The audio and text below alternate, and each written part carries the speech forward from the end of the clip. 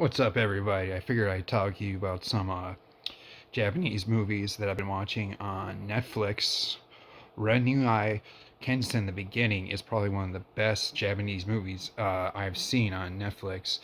Uh, it's about like this ancient war that took place in Japan, and Kyoto, Japan, a long time ago, and this young warrior who's battling the new age as this other samurai clan represents, and he falls in love with this woman. She was originally just set up with him, but it's the beginning of this story. You see some training, and there's some brutal early scenes. It's pretty violent, kind of slasher style movie, but it's riveting and it's worth checking out. And I cannot wait to see kind of like the evolution and then the final part of this.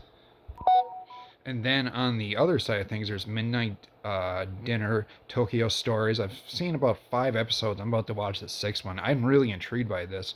It's about this guy who owns a diner, and it's only open from midnight to 7.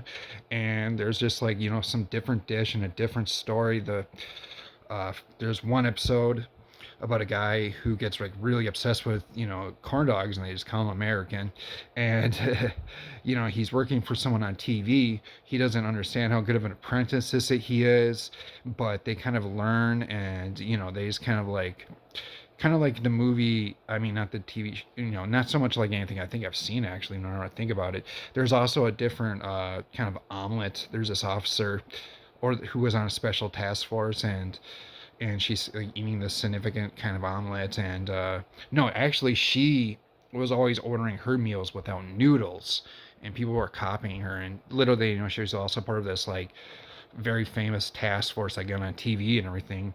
And then there's like this one called Rice Omelet, and this guy is kind of just like, he's a physicist, and and he scores a date with this girl, and even a police officer helps him with some physics, protecting what he's finding out. But he's trying to marry her, but she's from another country, and her family's in debt.